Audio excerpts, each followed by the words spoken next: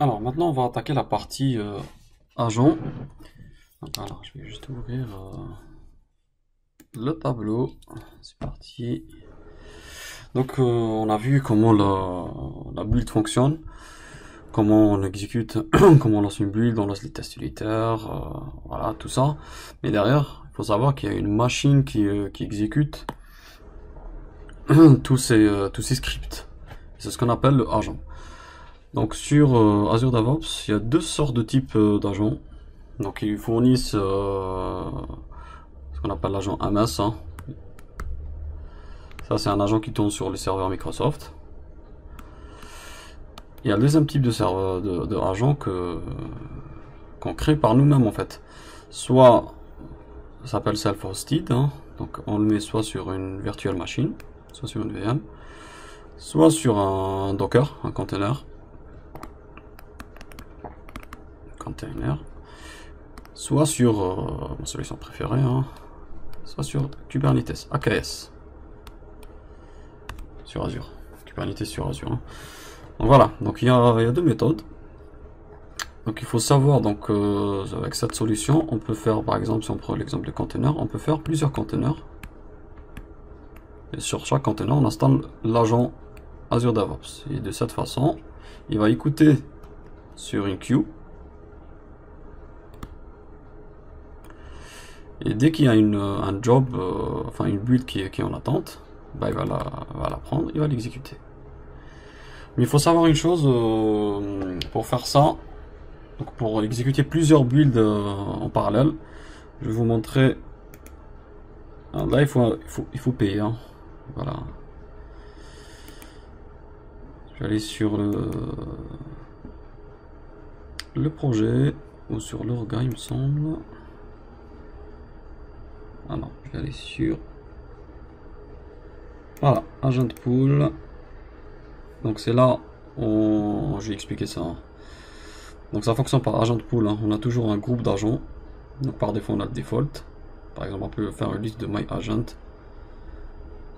Et Azure Pipeline, c'est l'agent par défaut de Microsoft, hein.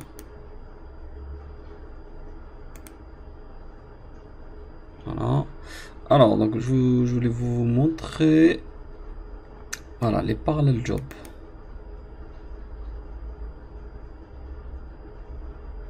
Donc il faut en fait, si on n'a pas de, par défaut, il y a un seul par job à la fois, enfin deux. En self-hosted, on en a que deux. On peut pas faire trois builds en parallèle par exemple. On peut aller que jusqu'à deux. En self-hosted, hein. Donc ça veut dire quand on héberge l'agent sur nos propres machines. Ça c'est dans le private project, hein. Après il faut acheter des parallèles jobs si on veut plus. Mais comme je suis en public project, donc là en Microsoft Hosted, j'ai 10 parallèles jobs à faire. Donc je peux faire jusqu'à 10 builds en parallèle avec l'agent Microsoft. Et en illimité si je fais mes propres agents. Voilà. Donc là, on va essayer de... Ce qu'on va faire. Donc on va essayer de créer un agent. On va le déployer, on va créer son image. Ensuite on va le déployer sur un container. Et exécuter une build. Ensuite on va aller plus loin. On va tester AKS. Le but c'est que on crée un cluster et selon le nombre de builds qu'on lance, AKS il va instancier automatiquement les containers qu'il faut pour ça c'est top, hein, pour exécuter les jobs. Donc on va voir tout ça. Allez, on commence par la première partie sur container. Donc VM, je reviens juste sur VM.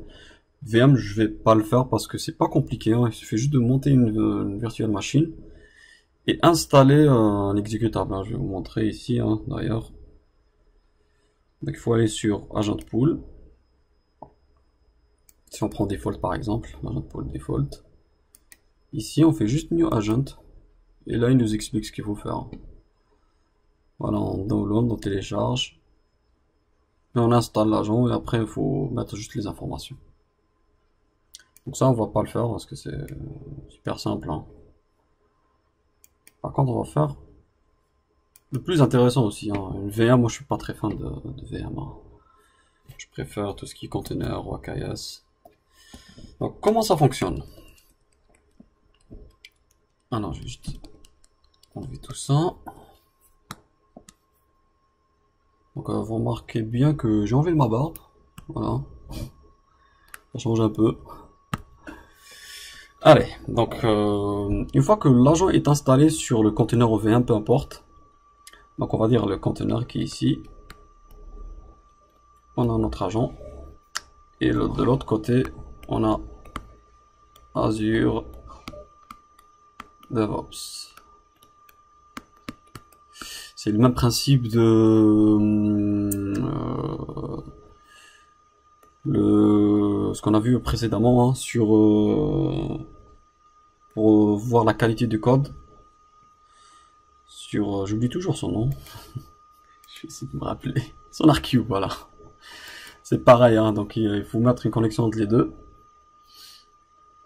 Donc, une fois que l'agent est installé, il va émettre des requêtes vers Azure DevOps. Donc pour faire ça, il faut qu'on lui donne l'organisation.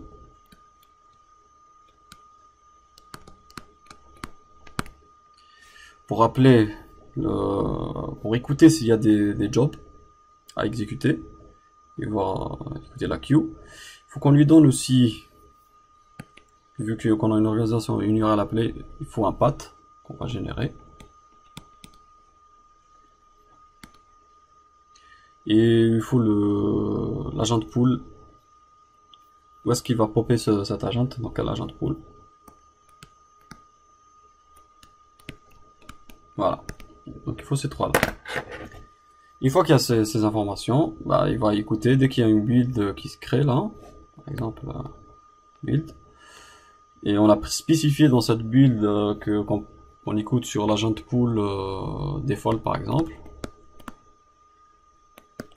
Voilà, hop, là il va popper l'agent, il va exécuter ce pipeline. Allez, maintenant on va passer à la pratique. Donc avant de passer à la pratique, j'explique quelque chose quand même. Un peu de théorie. Hein. Donc pour déployer un conteneur, donc on fonctionne sur Azure.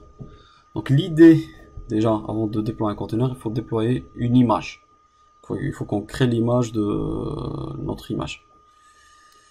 Donc on va utiliser un fichier Dockerfile, vous allez voir. Hein. Ce Dockerfile, une fois que l'image est générée, on va la stocker sur Azure Container Registry, ce qu'on appelle l'ACR. Ça c'est sur Azure. Hein. Une fois ça c'est fait, derrière on crée Azure Container Instance. C'est ACI. C'est l'ACI, suivant ce qu'il y a le repository de l'image qui est hébergé sur l'ACR, ben on crée notre conteneur pour exécuter les builds. Allez, on va commencer.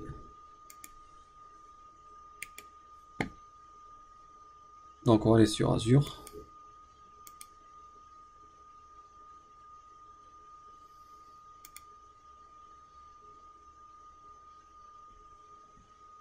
Donc on se connecte. Je vais essayer de faire simple hein, sur Azure bah, pour ceux qui connaissent pas. Donc voilà, j'ai déjà un ressource groupe que j'ai déjà créé hein, pour gagner du temps. Donc pour créer un ressource groupe, c'est simple. Hein. Vous faites ressource groupe. Bien sûr, je parle pas d'automatisation ici. Je parle de création à partir du portail. Hein. Je parle pas des scripts ARM. Ça, on verra ça dans la partie infra-as-code. Mais là, c'est pas le sujet. Donc là, voilà, tout simplement créer de ressources groupe, la souscription, le nom des ressources groupe et la région, et le ressource groupe est créé. Donc, dans mon cas, moi, il s'appelle Uni5 PRD. C'est en prod. Donc là, j'ai déjà préparé un AKS, hein, mais ça, on verra après. Donc j'ai un ACR. Pour créer un ACR, il faut faire create. Je vais vous montrer.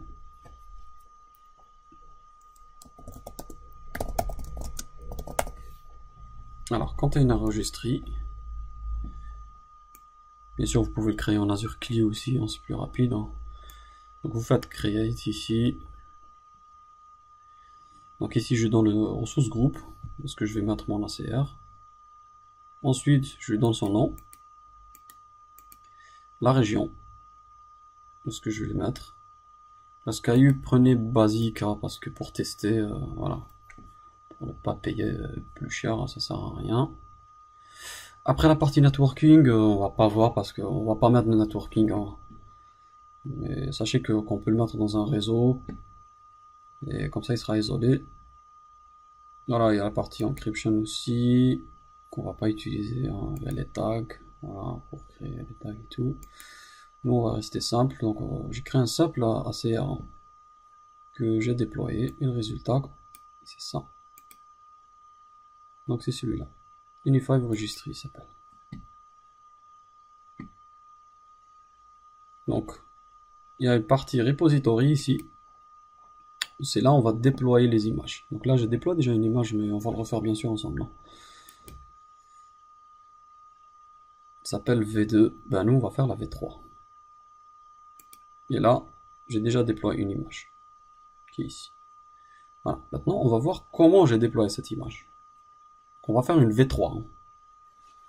Voilà, donc j'ai utilisé Azure DevOps. Donc je reviens sur repo, plutôt branche. J'ai préparé une branche qui s'appelle test. Et ici, voilà. Donc j'ai un fichier Dockerfile et un start PS1. Donc ça vient de Microsoft, hein. Je vais vous montrer le documentation. Ça, je mettrai le lien. Voilà.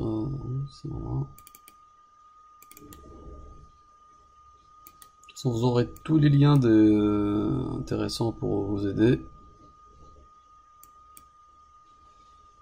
Alors, est-ce que je l'ai mis?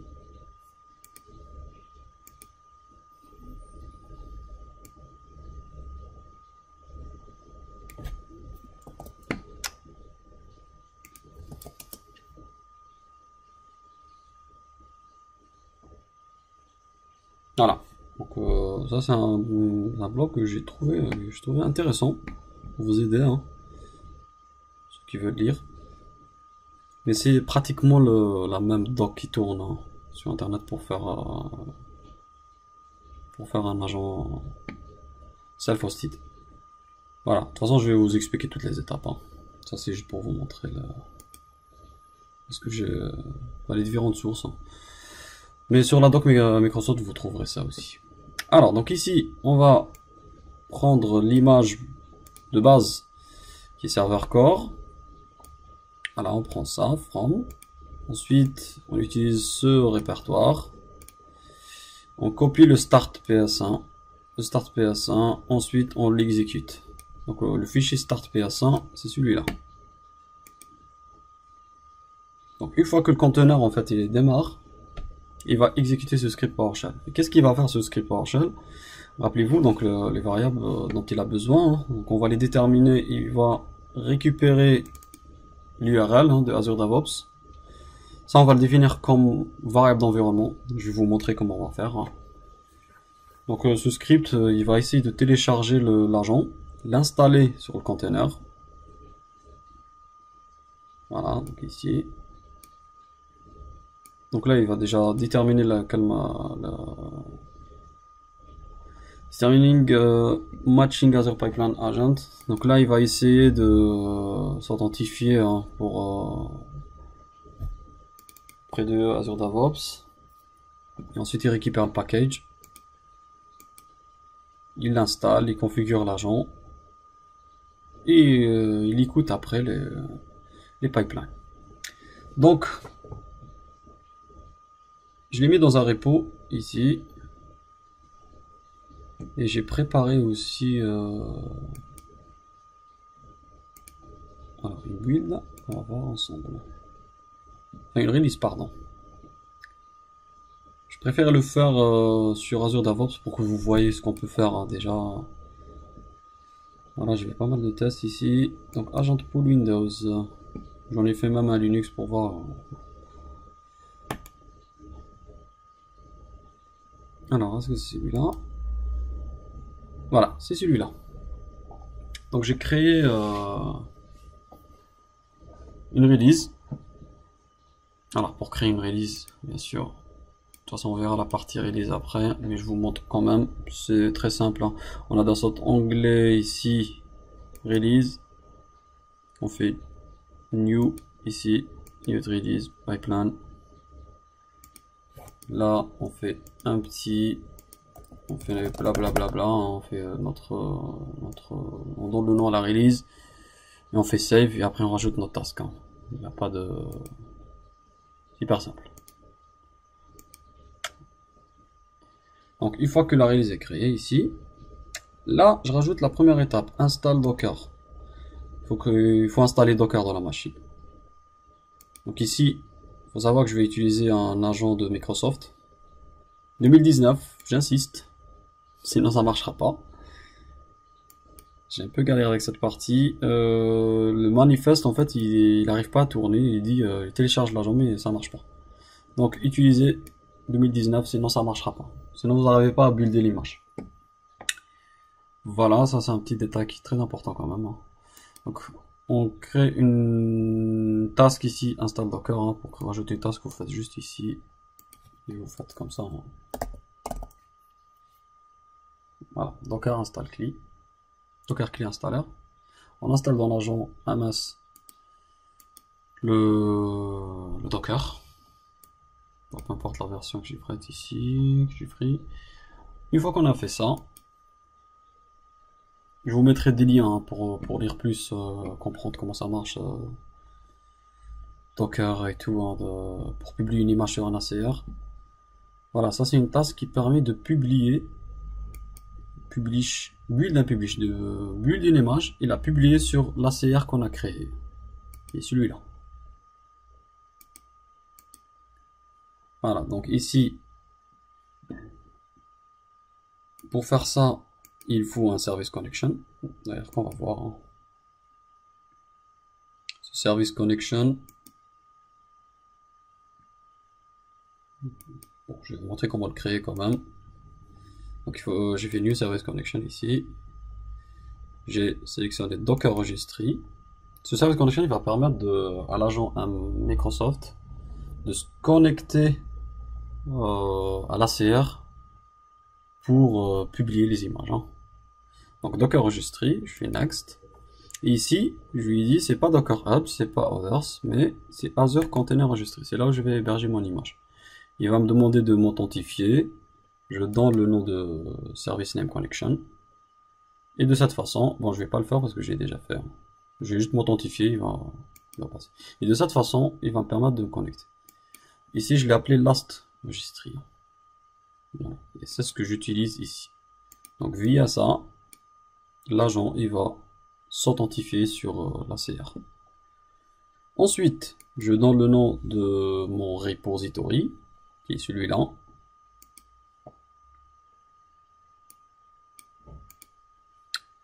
Repository, celui-là. Si je donne un autre nom, il va créer un autre. Voilà, repository. Ensuite, je sélectionne la commande build and push, sachant que j'en ai plein. Je peux faire que build. Moi, je vais, voilà, je build et je push dans la même task. Plus simple. Ensuite, je sélectionne mon Docker file. Ça parce que ici j'ai rajouté un artefact, hein, donc ouais, je vais vous montrer cette partie quand même. En fait, pour qu'une release puisse accéder à vos fichiers de votre branche, il faut faire ici artefact add. Soit vous lui dites à partir d'un artefact de build, on verra cette partie en détail dans le chapitre release. Hein. Mais là, je lui dis attaque le repo, le projet E5 project, repository unirepo et la branche test. Et de cette façon, j'aurai accès à l'arborescence de ma branche. Voilà, ça c'est un petit détail. Quand je reviens sur task, ici, Dockerfile, je vais accéder à l'arborescence de ma branche. Voilà. Et c'est là où je sélectionne le Dockerfile que j'ai créé au préalable. Voilà, le tag, je vais le mettre v3. Je lui demande de rajouter les metadata du pipeline dans l'image. Voilà. Voilà, c'est tout. Hein. Donc ces deux lignes, ils vont permettre de prendre le Dockerfile, build et pousser l'image. Allez, c'est parti. Je save. Et je crée la release.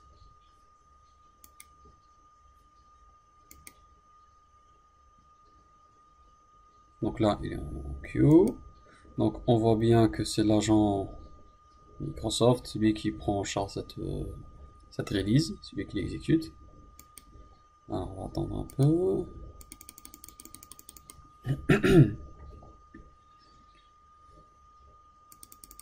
Voilà, et progress, ça commence. J'initialise le job.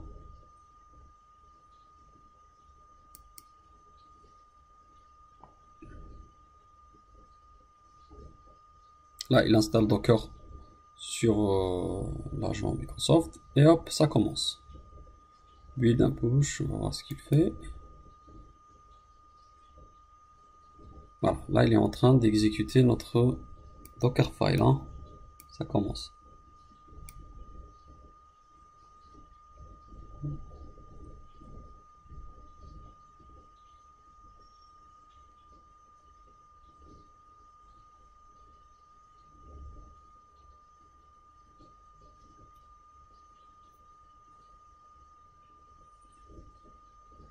Ça m'a l'air bon.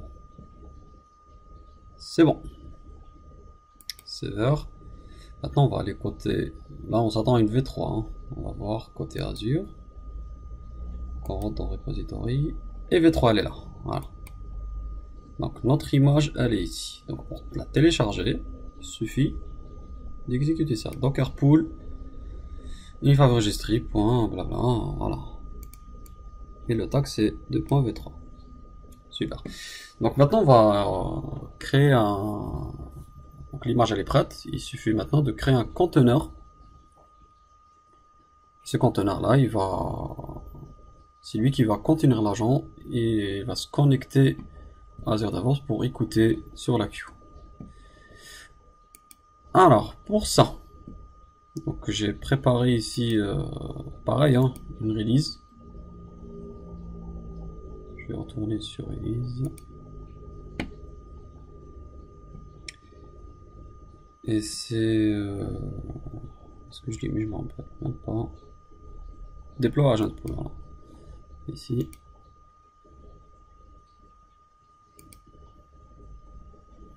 Alors, donc là, j'ai rajouté juste une commande cleave. Hein.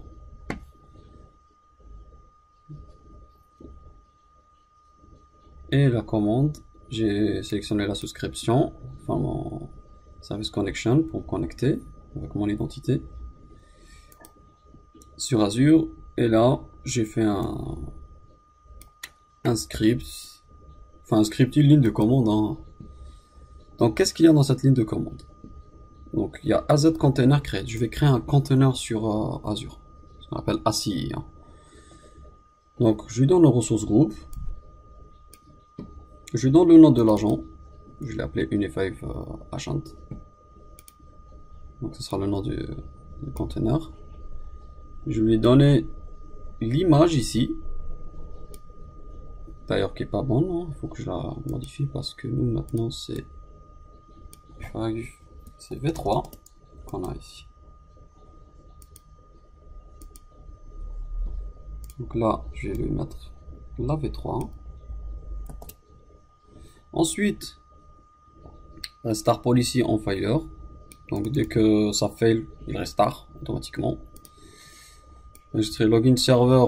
Donc c'est là où je vais lui donner comment il s'appelle mon enregistré serveur. Voilà. Pour faire ça, il faut que j'active quand même ici l'admin. Non, access key. Je vais faire admin user ici comme ça. Ou pas, hein. Donc ça dépend si on se veut sécuriser ou pas. Donc là, moi je vais prendre ça. Unify Registry, c'est le login server.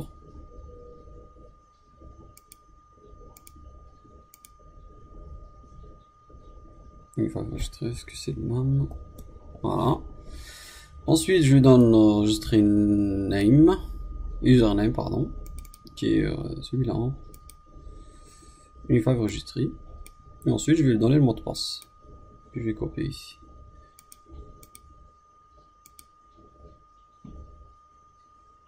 Le mot de passe, il est là. Alors, je tiens à préciser pour le mot de passe, par exemple. Je peux le faire autrement. Donc, on a les variables ici. J'aurais pu faire une variable password, par exemple. Password, comme ça. Je mets mon password 1, 2, 3, par exemple. Et je clique sur ce cadenas-là, il est sécurisé. Et pour l'appeler de l'autre côté, il suffit juste de faire ça. Ça, c'est pour vous montrer. Il suffit juste de mettre ça. $, nom de la variable. Là, j'aurai accès à mon password. C'est pour ne pas mettre les mots de passe en clair. Hein. Voilà. Ou j'aurais pu mettre une autre tâche, par exemple, si on va aller plus loin, où je mets mon password dans un key vault et je fais une autre étape, une autre task qui récupère la valeur à partir du key vault. Avec le nom de secret, en output, je récupère, mais bon. C'est pas le but, là, le but c'est de voir comment gérer nos agents. Hein. Voilà, donc ici j'ai mis mon password. Je lui dis l'OS type, c'est important, c'est Windows, parce que sinon ça marchera pas. Et maintenant je vais remplir les variables d'environnement. Donc Azure URL, c'est ça. Ou ça peut être ça aussi. Hein. Il y a deux formats. Moi j'ai changé le format, mais c'est pas grave. Le nom d'organisation c'est le plus important. Je mets le token. Ça c'est le path. Je vous montre. Je vous ai déjà montré comment le générer, mais je vous remontre. C'est ici. Dans notre user settings. Personal access token, c'est le path. Et c'est là où on génère un token. On fait new token. On lui donne un nom. Test. On lui donne la durée de vie. Hein. Full access, je vous déconseille. Mais là, il a besoin de lire surtout les builds et les releases. Je pense que c'est déjà assez. Voilà. Donc, je me rappelle pas quel droit j'ai donné, mais voilà. Mais ne donnez pas full access. Sauf si vous voulez tester, oui, mais sinon, voilà, il faut donner le minimum de droits. Règle de base. Donc, on donne le path pour qu'il puisse accéder à Azure DevOps. Le pool. Ici, on va l'appeler default. On va dans default. Ou my agent. Allez, on va laisser dans my agent. Là, ça paraît. Et je donne le agent name. Je l'appelle Docker Agent 1. Voilà. Allez, je save. Et c'est parti. Je crée la release.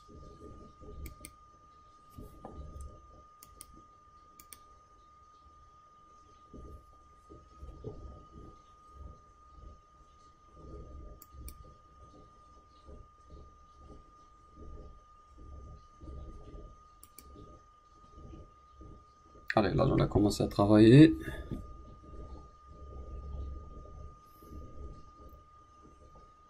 Qu'est-ce qu'il va nous dire?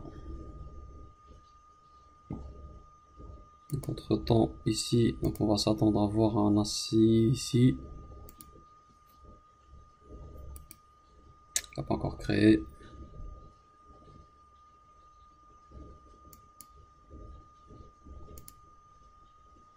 Là, j'ai beaucoup d'onglets. Allez, alors ça donne quoi?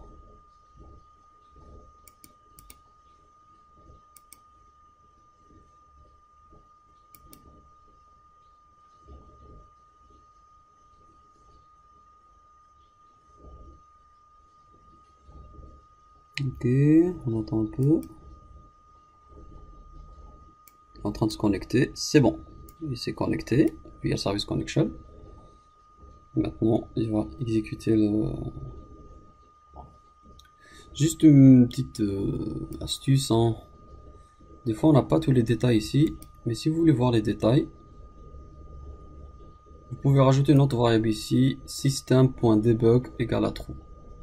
Et de cette façon, vous allez voir tous les détails, tous les debugs.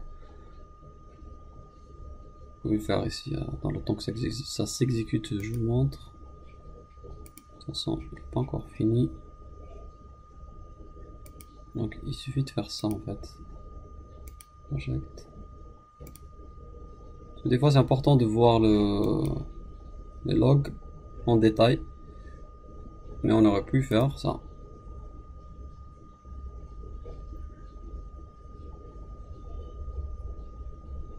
Variable. Ici on fait add, on fait system.debug. Et là on met à true. De cette façon, dès qu'on save, dès qu'on exécute une release, bah, on va voir le debug, on va voir les détails des logs. Alors, bon, des fois ça prend un peu de temps, mais je sais pas pourquoi il tarde un peu.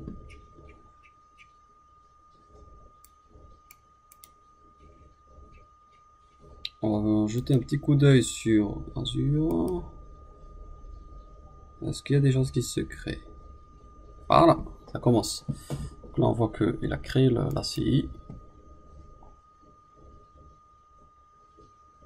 Il est en running. Alors, est-ce qu'il a fini? Il a fini ici, ok. Alors, sans tarder, je vais aller voir si c'est connecté l'agent ou pas. Organization. Je vais voir agent pool. My agent. Et je vais voir agent ici. Et docker agent, il est en vert, je sais pas celui-là. Voilà, il a déjà démarré, c'était rapide. Hein. Donc, je retourne dans la CI, je vais voir mon conteneur ici, il est en running. Mais je vais voir les logs. Il s'est connecté, super.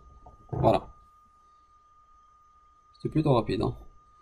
Voilà, donc vous vous rappelez de ces lignes là, downloading and initializing Azure Pipeline Agent, ça c'est ce qu'il y avait dans le PowerShell et invoqué par le Dockerfile. Donc dès que le conteneur a été initialisé, bah, au démarrage il exécute le PowerShell qu'on avait tout à l'heure, qui permet de télécharger l'agent, et en utilisant les variables d'environnement, il appelle Azure DevOps pour se connecter. Et là, il est connecté. D'ailleurs, on le voit bien ici.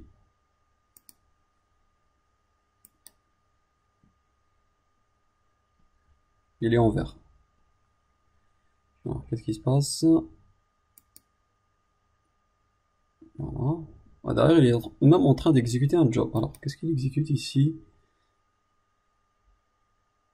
Voilà, il a commencé à travailler parce que j'avais une task qui a été en attente. En fait, il a exécuté.